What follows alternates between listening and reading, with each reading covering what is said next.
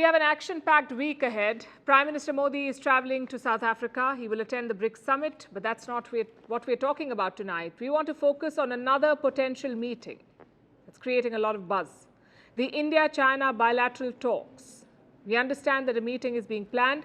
Prime Minister Modi could meet President Xi Jinping of China on the sidelines of the BRICS summit. They're likely to discuss the border standoff. And I don't need to spell this out. This is a big deal. Prime Minister Modi has not met President Xi Jinping for almost 3 years. The border situation led to a complete breakdown in dialogue. There was no top-level engagement at all. But there was a brief and informal encounter last year, the details of which came out only recently. In 2022, the two leaders met in Bali. They were attending the G20 summit that was being hosted by Indonesia. Initially, New Delhi described this encounter as just a handshake, just an exchange of pleasantries. But that was not the full story. Turns out, Prime Minister Modi and President Xi also discussed the border. The Chinese side claims there was a quote-unquote important consensus and that the leaders spoke about the need to stabilize the relationship. Those are the words that they used. We did not have the specifics. But in the last month, we've seen several high-profile meetings. Last week, India and China held military talks. There was no breakthrough, but we did get a joint statement. It said remaining issues will be resolved in an expeditious manner. So have the doors open for direct negotiations now.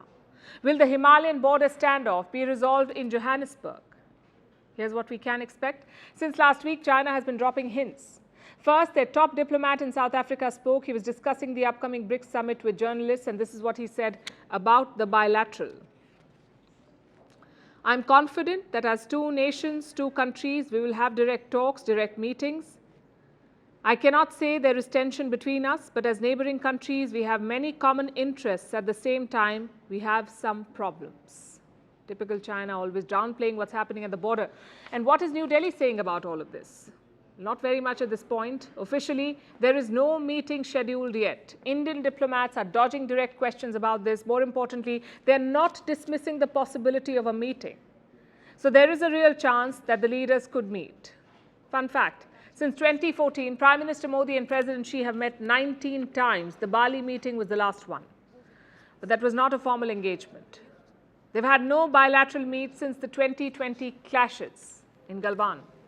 So a meeting now will be significant. And it may not be a pleasant conversation. For starters, the India-China border remains tense. There is an unprecedented build-up on both sides. Two friction points still remain. In the last 3 years, India has airlifted 70,000 troops to be stationed at the border with China.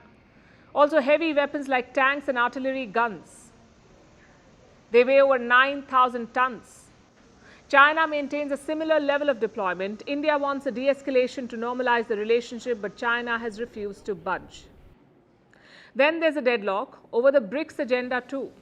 Over the expansion of BRICS, the idea of an alternative currency, and contemporary economic issues. All of this will be taken up at the summit. And on all these issues, India and China stand on the opposite sides.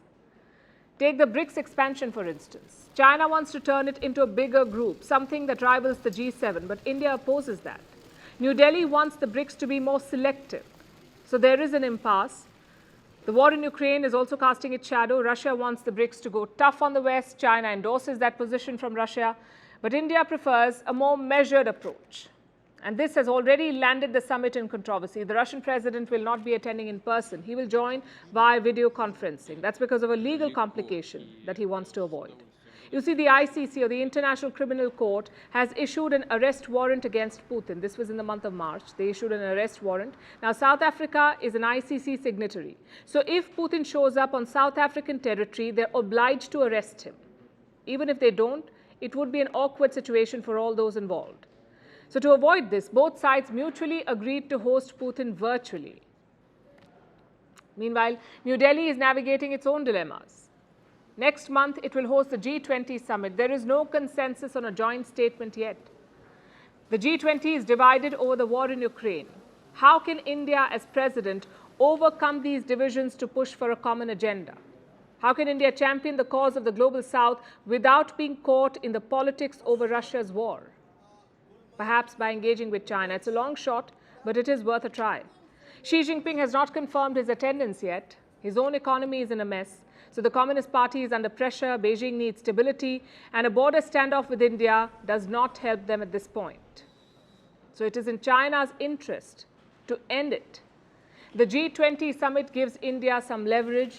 It should not hesitate in using it.